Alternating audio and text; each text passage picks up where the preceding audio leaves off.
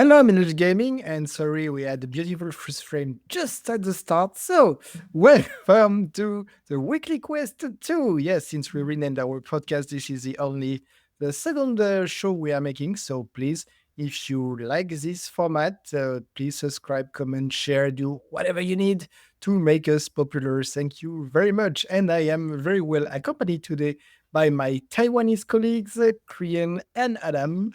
And today we're gonna start with some California license buying issue. Okay, so it's not so much a buying issue in California as it is a buying issue anywhere. As we all know, or as most of us probably are aware, you don't actually own anything you buy online. What's happening is you're buying a license to use that thing. And therefore, if it's ever taken down, then it's gone forever and there's nothing you can do because you don't actually own the property itself. Now, if you own a physical thing, like for instance, I still have my old Sims 2 CDs or my old Warcraft 2 CDs, right? If you own something like that, that's yours forever. You have a physical copy of it. You can do whatever you want with that physical copy. You could resell it if you wanted to, or you could reinstall it on a new computer with no issue. But if you don't, if you download something digitally from a storefront, say Steam or Epic or the PlayStation Store or Xbox, you don't actually own it. You are just buying the license, saying you're allowed to use it, and it technically is owned by either the publisher or whoever has the store or something like that, and they have every right to take it down. And if they do, you'll lose full access to it. In California, the governor, I believe, or not the governor. It's the governor recently signed a law which was originally sponsored by, let's see if I can get her name right, 𝙎𝙪𝙥𝙦, I believe. She has a unique spelling on it, so I'm hoping that's the correct pronunciation.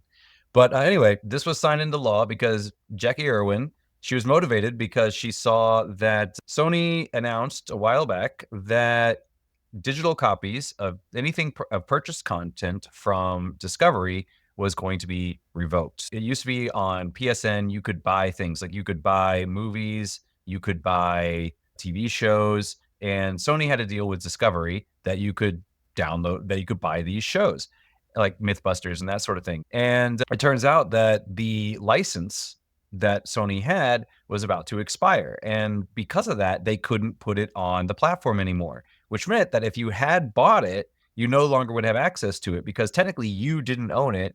Technically, Discovery still owned it. And without that license, Sony would not be allowed to distribute it to you. So because of that, she said, hey, you know what? This is unacceptable because it said buy, and then now you don't have access to it anymore. So she decided to pass this law. And it ended up, that particular case, it ended up not mattering because Sony made a deal with Discovery in December 2023 that basically they were all, yeah, there was a last minute agreement that all that content will stay up. So they did have a deal in place for that, or they didn't make a deal, but they didn't have to. And that was part of the thing.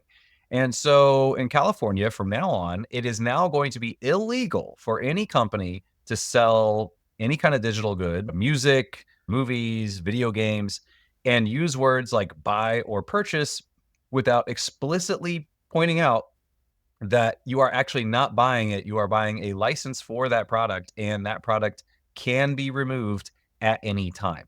And so because of this, they're saying, like, we want people to be very much aware you're not buying it, you're buying the license. And basically, in a sense, you're basically renting it in perpetuity until it's no longer available for rent and then it's being taken away from you. And anybody who violates this and does not adequately state that these things are not bought is going to have to pay a $2,500 fine, which might not seem like a lot, but that is actually per listing. So if you're something like, say, Steam, every single game that doesn't list it is a $2,500 fine. And given that you have millions of games up there, that could be a really big issue because if you're missing one, you're going to be missing others as well there.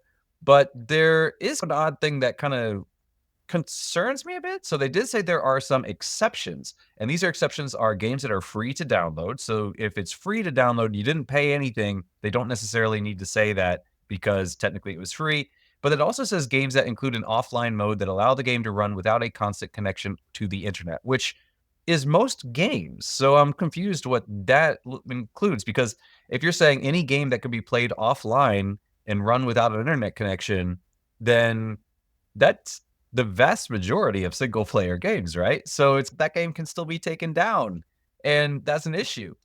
So I'm not quite sure just how well this is going to be enforced, but there is a silver lining to all this, and that is that GOG recently came out and said, hey, you know what? Actually, you can own the games that you have bought online. Because as what GOG says is you can actually download you can download installers for the game. All their games are DRM free. You can download offline installers, which you can then keep on your hard drives, or if you wanted to, you could burn those installers onto a disk, and then you would basically have a game disk that you could reinstall your game at any given time, even if you lost internet access, or in their example, there was a zombie apocalypse, so the internet went down, but you still had electricity somehow. You could still download your games or install your games through these installers that you can download from GOG. So according to them, you can actually buy a game and keep it in perpetuity. Now, that being said, they can revoke access to the game on the store. So if you buy it, quote unquote, on the store and don't download the installer and then they take it off the store, yeah, you can still lose access to it. But once you download that installer, you can have it in perpetuity. So they really wanted to point that out, that use GOG because you can back up your library locally and not have to worry about what we're going to be doing in the future.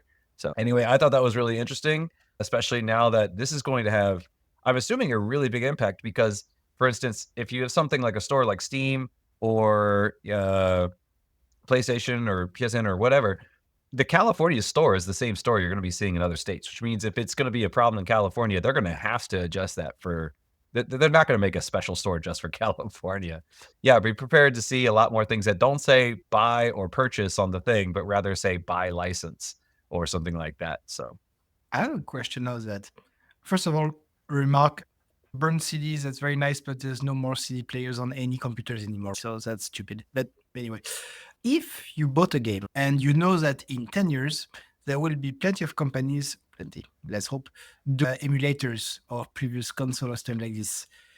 And if you download a ROM of something that you bought on GOG 10 years ago and it has been removed, is it legal or not? Because ROM, as if you have the physical copy of it, you can get a ROM. If you don't have the physical copy of it, it's pirating and you can't. In this case, what do you think? Do you think it's fine because I bought it on GOG so long ago and it has been removed, but technically I had it, and if I burned it, I would physically have it? technically, because each game has its own like serial code or license, or they have like you would use your own CD keys or whatever. That's why if technically I bought a game for the Super Nintendo, if I download a ROM, it's still technically illegal. If I took some kind of device, plugged my own cassette into it, and then ripped it from my physical disc, that's legal. But if I download somebody else's because I technically didn't have license to that or version of it, or that is technically illegal. But it would be hard to prove for like older things. In the case of GOG, though, I don't think you'd really need to, because you would have the download thing right there. You wouldn't need to use an emulator. You could just install it directly, unless you were using some sort of virtual machine, because we have quantum computers in the future or whatever, and they're incompatible with our current 64 bits or something like that, like how old games don't run. But yeah, so technically that's gray area. All right. Create any thoughts? Now All he right, wants to get through.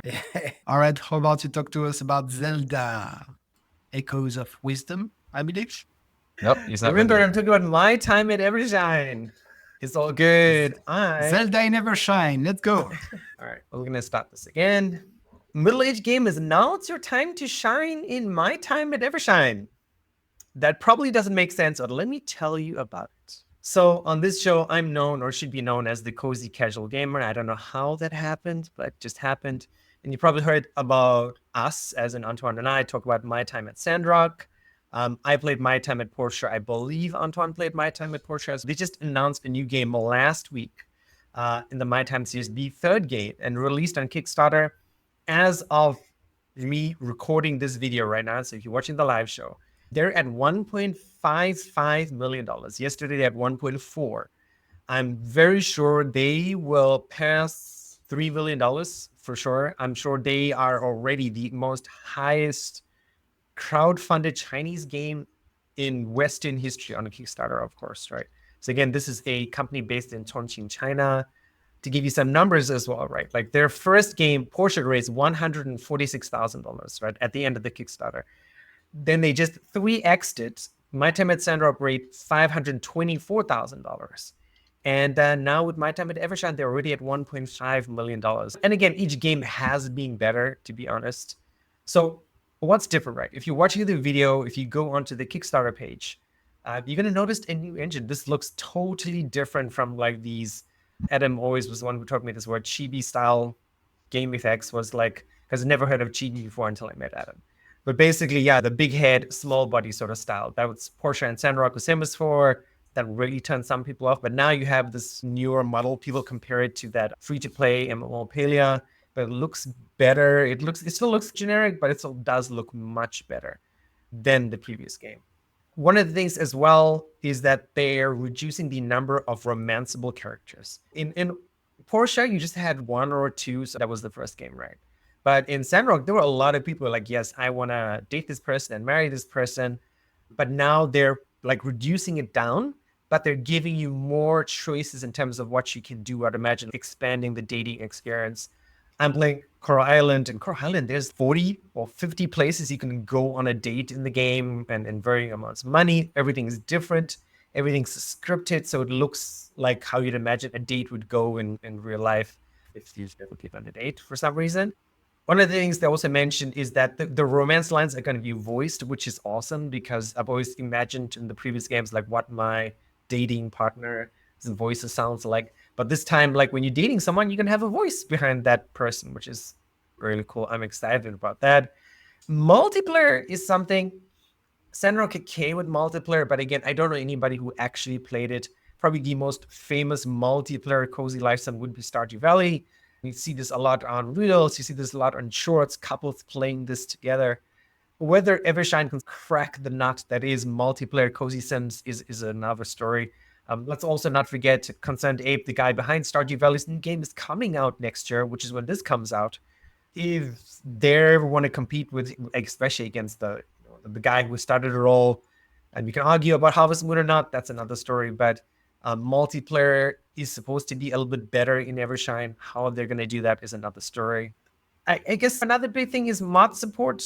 Though again, how they're going to do this, I can imagine all these people have voice lines and that sort of stuff, and you can integrate it together and to make your own story mods, which would be nice. The one thing My Time at Evershine has that I think a lot of other games don't have is a lot of really cool story quests. And whoever does the writing in Porsche and Sandrock, they're these not amazing writing, but it's like your typical primetime show in the US, like on something on CNBC or something like that. Probably not CNBC, on NBC or ABC, something that's, oh, it's good, it makes you laugh, but it's not, oh God, I need to watch all of Game of Thrones or House of the Dragon or something like that. That's story's not that amazing. And then what am I looking for in this game is I think the world needs to be more vibrant. Like Coral Island really set the bar for me when it comes to vibrancy in a world. I'd also love some AI in it because at the same time, like all these characters have this limited amount of lines. I'd love, this is not going to happen though, of course, but I'd like the cozy lifestyle game where, okay, we're done with all the voice acted lines or in pre-inputted story. Let's have a Gen AI generate some storylines for these characters or something. I think that's very doable. As of, I think when I did research about this story on Sunday, 945,000 people bought this game according to Gamelytics. So the game made good money because it was about $30 or so. Plus they made $500,000. Of course, they're making another game. And My Time at Evershine is not coming out for the Switch. It is coming out for the Switch 2, which does lend credence to something. I remember Adam mentioned this, that developers were shown the Switch 2 at some point, at some game event or something along those lines. So it is out there in the ether, and we can expect this game releasing for the Switch 2 next year. That being said, I'm buying this for Steam. I'm not buying any Switch Kickstarter games anymore because the performance is not great. But yeah, My Time at Evershine, I would say, given this is the company's third game, I will lessen my usual Kickstarter disclaimer that you might not get a game. This is like still like an 80% chance, but if you're interested, check out the Kickstarter page. Check out the other games on Steam, on whatever platform it is. Check it out on the console, and then decide if you want to back it. As usual, I already has. But yeah, I'm excited. I'm looking forward to playing this. I literally backed a French game 2 weeks ago as well, so I have all these cozy lifestyle games all kickstarted out for the next 2 years or so. That's it. I want to have a Korean top 10 games to back on Kickstarter video. I'm sure it's going to be, it would be super interesting. God, see, that would be too difficult because there are not that many games at the same time. I could do Top 5. It'd probably be like a three. top 3 because there's a few games, but some of them are really bad. From like some guy who lives in his mom's basement in Utah or something like that. Of course. No, but yeah, I'll let you move on to your story, sir. All right, so I'm going to play tag team with Adam on this one because I'm going to talk about Ghost of Yotei, but we have a slightly different take on this one. All right, Ghost of Yotei planned on PS5 in 2025, and I believe that it would be exclusive for some time. I think Tsushima was, and arrived on Steam about 2 years after at least. Developed by Sucker Punch and published by Sony. Sony has a very good nose these days for good games.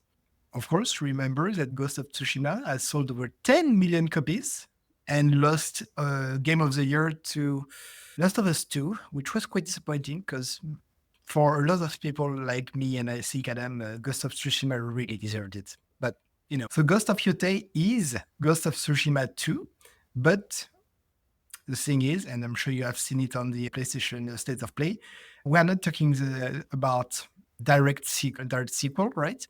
We are talking about 300 years later. So Ghost of Tsushima was in the 1200 and something. Ghost of Yotei will be in 1603, and it's very specific for a reason. I'm going to talk about this later. It's going to star a female lead named Atsu. And the actor playing Atsu is actually quite famous. If you know your gaming actor, it's a lady called Erika Ishii, was played role in Apex Legends, Destiny 2, and more recently, Dragon Age Veilguard. So it's called Ghost of Yotei because we're going to be in the area around Mount Yotei in what's today called Hokkaido, but at the time it was named Ezo, different time, right? And if you like geography, it's north of Hakodate and southwest of Sapporo, to be very precise. So our story is in 1603, which is the very first year of the Edo era. Edo is being the old name of Tokyo, or the Tokugawa era, because the old Edo period has been managed, I would say, reigned over by the Tokugawa family. So that's just area or historical background, if you will, but just for something which is very interesting because I wasn't aware of this actually. This area, Mount Yotei, the north of Hokkaido, the north of Japan, wasn't part of Japan at this time. Because if you have seen the trailer, say you're out of Japan, you're not in Japan here. That's true, actually. Because at this time, so Hokkaido, it's an island north of Japan. And Japanese had a few cities or a few settlements, if you will, in the very south part of the island, but that's it. And they had at least one noble family named Matsumai. Yeah. So basically, there was the noble family was here to try to protect the Japanese settler and try to settle down this new frontier that was basically the far west, so say the far north of Japan at the time.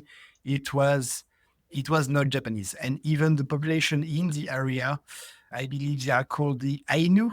The Ainu, by the way, which is a very famous tribe because you have seen it if you like manga.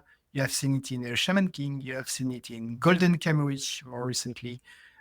They come quite often. As soon as you talk about, it's very easy to refer to the Ainu people, which ethnically speaking are absolutely not Japanese, right? Different ethnies are indigenous to this area.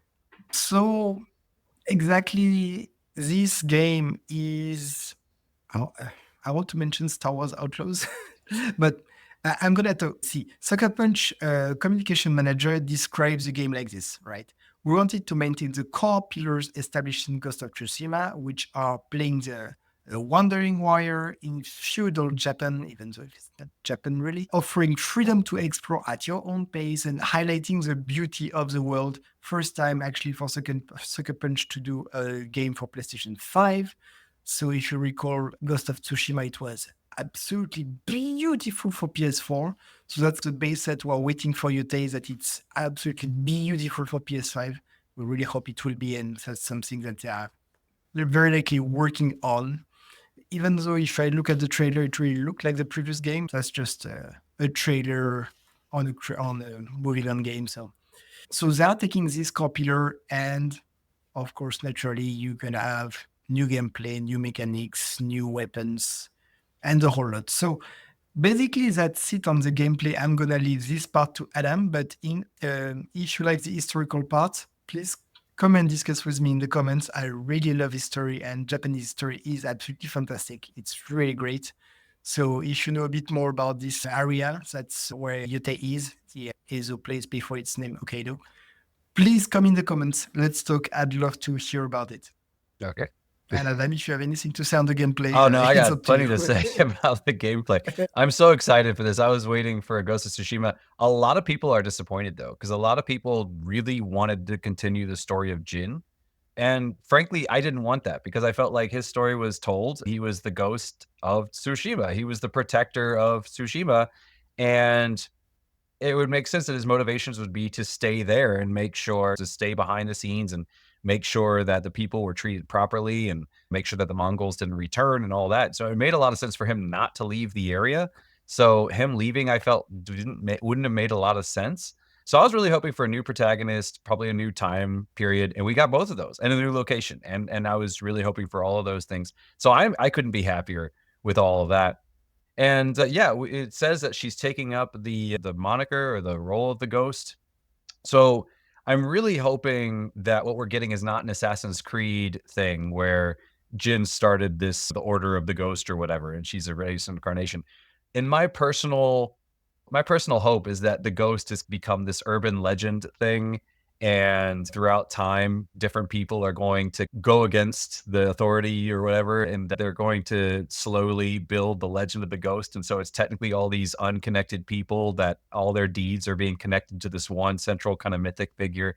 That's what I'm hoping, mostly because I think that actually would increase the chances of just what you can do with a game, because you can have the fallen samurai and Jin. You could have a lot of people are saying that Atsu is a samurai, but maybe she's not. It doesn't explicitly say she is. She's being hunted by Ronin, so she could have been just some random person who happens to know how to fight. She might not have been from a samurai family. We don't know. So you could have, and this is supposed to be, they're saying that this is an underdog vengeance story. So if she was a samurai, I don't think she would really be the underdog here.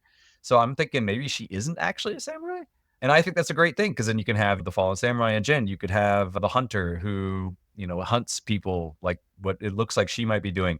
You could have a person who's like a doctor who's working behind the scenes and helping people. So I think that having the ghosts not be connected to each other, but rather just having people's deeds being attributed to this kind of mythic figure is, to me personally, more interesting, because we already have Assassin's Creed and we have the Order of Shadows or whatever they're called, right? So I don't think we need another game for that. I think we can do this a different way. But I am really excited too, because it looks like we're getting new weapons. That was one of my only complaints in Ghost of Tsushima, was that I wish we had more weapon variety.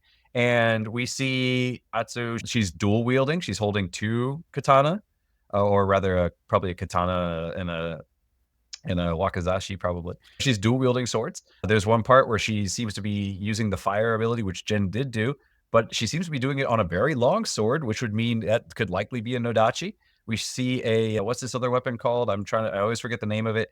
A Kusarigama. So we see that's the sickle with the chain and the weight on the end of it. We see her using mat. We see her using a matchlock musket. So we're seeing a lot of new variety here. I'm super excited about that. I personally really hope we get a pole arm of some form, maybe a Yari or a Naginata. That's personally what I would really love to see. And she has an instrument, and then Jin always had his flute with him, and he played his flute. They really fleshed it out in Iki Island, did some stuff with it. She's got what do they call it? The shamisen. So she's got her instrument too. Maybe she's a traveling bard of some kind. Maybe she was an entertainer or something, and then ended up killing somebody who tried to do something bad to her, and that's why she's being hunted. I'm hoping they incorporate that because she's always got it on her back in the trailer. So I'm hoping they incorporate music more. So I'm super excited about this. I'm really hyped, but the one thing I really hope they do is give us another Legends as well, because Legends was just amazing. The multiplayer. Really hope they give us another Legends, or we get another multiplayer thing. So I could not be happier with this reveal. This is exactly what I was hoping for. And I know a lot of other people were wanting something different, but this is exactly what I was hoping for. So I could not be happier with the reveal of Ghost of Yotei. For the Shamisen, I'm pretty sure, at least in my mind, it's like Jin was stopping to do IQ and being very poetic for a moment. I would imagine she would do the same, find a spot and compose a song for a second. And I'm sure, yeah. Nice. Jin did the haiku, and then in Iki Island, he did the play the flute for the animals thing. So I'm sure it's a mechanic. There's no way they're having it on her at all times in this trailer, and it's not coming up. So. Absolutely. You think that she's with nature or something? As in the trailer, there's a wolf passing in front of her. Yeah, that's another thing. Think she's gonna attack and so I think this is a mechanic from Legends. In Legends, if you were the Ronin class, you could summon a ghost dog or dogs, and then they could work with you because the Mongols had dogs. And then in the multiplayer, they were like, okay, one of the abilities is you can summon these ghost dogs to help you out. So I think that people really liked that because you could pet the dog and everything. And so I think because of that, they were like, hey, you know what? Since we already have this mechanic, let's flesh it out a little bit more and give the protagonist a pet dog or wolf that she can work with. So I think they're fleshing out that mechanic from Legends there. All right. So if we are imagine that there's some invaders like the Mongols, do you think it would be a story about the Japanese invading Hokkaido, or it would be completely unrelated to historical events this time around? Because that's what part of the charm of Tsushima is. It is connected to something that really happened. Yeah, if I had to guess, I would say she's Japanese because she is not dressed like the Ainu people. Yeah, true. They are actually, they have the whole like last third of Okami takes place in Hokkaido and features that tribe. So I don't think she's one of them. I think she is Japanese. And I think, and this is a pretty big point in time. There was a lot of turmoil where the samurai were establishing themselves as a kind of like a police force kind of thing. So, and then as the guy says, every Ronin is out looking for you. He doesn't say every samurai. He says every Ronin, which means that you have a lot of these wandering Ronin, masterless samurai wandering around. So this is clearly in a time of strife. So I think she's Japanese, and I'm pretty sure this will probably be a more Japanese-centric thing because, again, most of what we see fashion-wise with what people are wearing look more Japanese and less Ainu. I really hope it's going to be a bit like a Golden Kamuy where you see the mix of both completely different tradition and culture, which was very interesting. Yeah, no, I would love to see that. Yeah, make a clashing of cultures, yeah. And with that, Korean, do you have a second story this time? No. Okay, fair enough. But I do. I do, Adam, so we can jump You're on. Okay. All right. Yeah, so we have, if you are a fan of Persona 5, which you are, because everyone is, and we can't get enough of it, which is why this game has been re-released 27 times in 58 iterations across every possible genre, then you're probably aware of Persona 5 Phantom X, which was a gacha game that was only released in China. And that's crazy because the whole world loves Persona 5. Why did only China get this? Now, it's not only going to be in China. Now it's only going to be in China and Japan and nowhere else. So if you're a fan who's watching this show, that means you're probably able to speak English of some kind, which means you're probably not in Japan. And therefore, you're still not going to be able to play this game. But don't worry. It does look like they are planning to, at some point, eventually release a worldwide version of this game. But that might not be for a while. So the Japanese release has recently been unveiled. And let's see, but I don't think they've given us a date as to when it'll be revealed, when it'll be available yet. It is coming out, but we don't know when it's going to be available. And they are, like they said, they are planning on doing a worldwide release. Also, I forgot to mention this, and I probably should have. The Japanese release is going to be on Steam, not necessarily on mobile. They might have a mobile version, but it'll be on Steam. So if you're on PC, you'll be able to play this game, which was originally a mobile game. So that's pretty cool there. And Also, because this is a gacha game, like every other gacha game, Zenless Zone Zero, what's the other one? Genshin Impact, Honkai Star Rail, the story just keeps going and going and going. It's not a standalone game, but it does look like they do have an end game in mind and they are ramping up to it. So it does look like they will actually finish, and maybe around the time of the Japanese release, maybe a little bit later after the Japanese release, then the game will be in its entirety. It'll be full. It'll be done. Finally, you can play the whole story and know everything that goes on. By the time the worldwide release comes out, I'm sure that will probably be done. I don't know if they're going to add little DLC side stories or whatever down the future, but at least you'll have a complete story to play. But again, it is a gacha game. It is going to be one of those things where you pull for certain characters and certain personas and whatnot and weapons. And so you're not going to be able to just grind through it or like you would in a traditional game. But still, if this is the game that you've been looking forward to and you've been wanting to play the story, definitely looking forward to it. Again, only in Japan and China. Oh, in China and only coming to Japan in the immediate future. But there are plans to bring it to everybody else.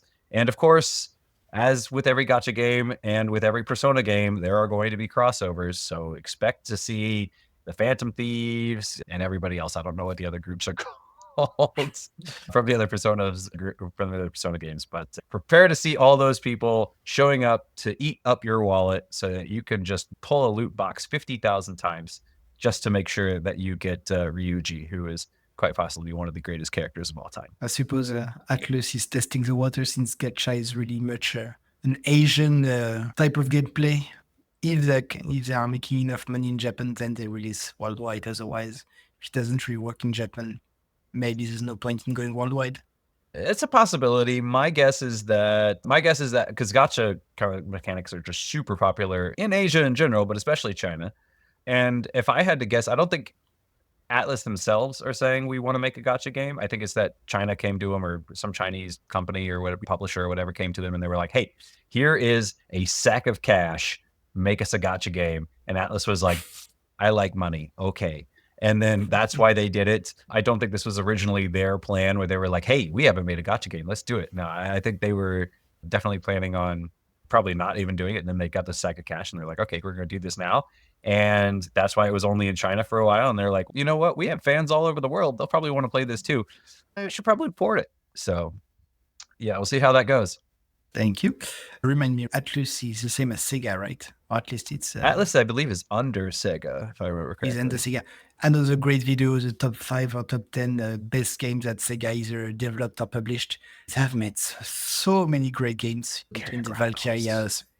Exactly, as Valkyrias, Persona, so many games. That could be a great video. Exactly. Sorry, completely out of the show, but a quick question, Korean. I don't think I've seen any Reddit questions for the week. Do we have any Reddit questions? Not this week. So we're not going to finish the show with this. I had a second story, but to be honest, it's a bit like the kind of story you don't really want to hear because it's a bit sad and it's a bit politically involved. So what do you think, guys? Do you think I should run with it? Yes, please, because it's on the calendar. So I need another story. Also, Okay, I made a fair graphic enough. for it. Yes, you made a graphic for it. So yes. Then I guess I have no choice. Okay, there's not going to be a very long story, but we're going to talk about Russia and the gaming community because, yes, while the war is going on and everything, there is just some gamers in Russia. Of course, it's a very big country and it's a very sad time for them as well. Not as sad as the rest, but put the war aside, right? We're really going to talk about Russia and gaming, although it's definitely connected, right? And what's happening is that in the next few days, weeks at most, Russia is planning to ban Discord within the country. This in the coming weeks, but it could be even faster than that, which mark another big gaming outlet being banned in Russia, with at this time usually they are trying to replace with domestic website like China does, for instance. At this time, the Russian gamers don't have a replacement for Discord. But that's very sad for them, and especially for the gaming developer community, because I didn't get the name of the guy, but most of the developers are communicating a fan base and with the gaming communities through Discord. So with that gone and no replacement, it's going to be a very heavy hit for all the game developers over there. I actually don't know any AAA studio based in Russia, but all the indie developers over there are definitely going to be in trouble, especially since Annapurna is going under these days. So, yeah, that's basically what happens. And remember, we are just talking about Discord right now, but just after the start of the war, Instagram went down, February 2022, so a few months after. And earlier this year in 2024, YouTube went down as well. So if you're a gamer in Russia, it's a very tough time. Well, I put Russian government has taken aim at several popular video games as well within the country, restricting games like Apex Legend or The Last of Us. So even it's really a question of, so Russia cites multiple rulings against Discord for failing to restrict access to ban information as a major factor in banning the platform. So it's really an information war, and they want to restrict your communication with the West. That's basically what's happening. So they are banning every sort of communication, and multiplayer game are communication as well. So yeah, at this time, the relationship is really cold between Russia and the West. So there's no signs of betterment for our fellow Russian gamers. So very sorry for them that politics is destroying their hobby. That's how it is at this time, and not getting better anytime soon. But yeah, I told you it was not a funny story. Yeah. Sorry to finish the show on that one. It makes sense to me because any Western company, not even any Western company, even companies in Taiwan, there's what is the Office of the Treasury? Is there something? I forgot the full name, right? But they basically tell companies like, hey, you're not allowed to do any business with Russia. And if you are, you need to get out, right? Which is why we saw all these companies saying, hey, we sold our business, or we just left our business and said, yep, see you guys later. You employees figure out what you want to do, because the Office of the Treasury can freeze your company's bank accounts in the States, right? Or the equivalent, I'm sure, have similar powers in other countries, right? Because you're not supposed to be doing business in countries where there are huge numbers of sanctions against it, right? And especially Japan, Taiwan, Korea, right? We all side with America when it comes to things of the West. So it's the same things, right? I remember there was a company here which got caught reselling oil from Taiwan to the Russians, and that dude lost all his money and is in jail, right? And again, very much likely. And again, there's a point to this, right? The point is it's supposed to force the Russian people to say, hey, you need to change your leader, because otherwise you're going to keep getting screwed. This is not going to be Discord. This is not going to be food. This is not going to be this and that. The headlines came out today, like this morning when I woke up. It says, if Russia stops fighting Ukraine or something happens, their economy is immediately going straight into recession because of war economies do well. When you're not at war, you're in trouble. I will differ on Antoine's side when it comes to this. I don't feel sorry for any Russian gamers, any Russian devs. You should have gotten out of Russia when you knew this was coming. That's your fault. No politics. This is not politics. This is life. Sometimes it's hard to get out of the country that you live in. I mean, that's what your family is. If people knew this was coming, this has been for the last 30 years. They invaded Georgia before. They're like, yeah, he's just invading a country. Sure, this country's okay. I was fine. Yes, I agree. If you knew this was happening 2 years ago, okay, fine. Yeah, it's difficult to move your life in 2 years. This has started 20 years ago when he became president. Then Medvedev became president. And then we found out, oh no, Medvedev is just a puppet, and it was still Putin. Then he became president again. Then they invaded Georgia. This is not new at all. Russia's been going this way for the last 20 years, and it's your fault if you're still living there. There's a lot of people. I'm going to go out on a limb and give the benefit of the too. No, doubt. you're on your own here. That's fine. No, I know I am on the extreme side of this conversation. So Yeah, I'm not sure everyone has the money to get out, just leave sometime. In any case, not a great time for gaming industry. No. Over there, we talked about China before, and still Tencent made a lot of money with, what did they do recently? So that makes them millions of money. I can't remember. They had a big hit. Anyway, that's fine. Yeah, so if we don't have any Reddit question, any guys, what's your schedule for the week? Could anyone go first? sure, Echoes of Wisdom every day, Monday to Saturday, probably. And then I'll try and squeeze in some Coral Island. Like I did one day of gameplay last night, which is like 15, 20 minutes. That is it for me. As I told the guys before, I'm hoping to come out with a weekly series of Echoes of Wisdom videos, like how to defeat Link, what are the top 5 echoes, that sort of stuff. Top strategies, yes, because it's a very strategy-oriented game, of course. And you, Adam, what are you streaming? Yeah, so I'm finally done with Zenless Zone Zero, not because I'm done with it. It's one of those games that's going to go on forever. Will I continue to play it? That's a good question. I actually don't know. I'm actually on my own time. I'm playing the most recent DLC because I'm actually enjoying the way the story is going right now. But I will be tomorrow. It'll be Project Zomboid. But I didn't change the screen there. But it turns out that PlayStation's free games of the month, one of them is Dead Space, which is a game I've been wanting to play for forever. And every time it goes on sale, I'm like, should I get it? I really want to. Now I don't have to worry about it because I'm going to get it for free. I'm not going to own it. I'm going to have a license for it, but I'm finally going to have it. And I'm like, oh man, just the perfect timing. It's Halloween. I have Dead Space. It's the free game of the month.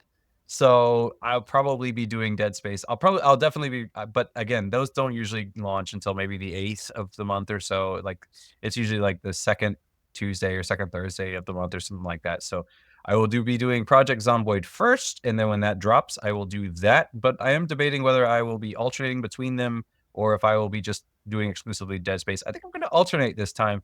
I haven't done that in a while, so I think I'll be doing maybe 1 day a week or 2 days a week Project Zomboid and 1 day a week Dead Space. So I think that's the plan. Perfect. And on my side, maybe you have seen, but finished finally with Warhammer Space Marine 2 over last weekend. I made a full movie out of it. That's the first format we have this on the channel. Please tell us if you like it, because I know that we don't have time to play all the games that we want. So I made this with all the cutscene and skits. So if you're interested in more format like this, tell us, because we are playing a lot of games that we are not streaming. So we could just record the cutscenes and show them to you if you're interested in it. If you're not, please tell us as well. I know lots of other people are doing it, maybe in a better quality than we can do. But yeah, that's it for me. Thank you, guys. I guess I wish you a good day, a good night for me. And we'll see you next week for weekly quest number 3.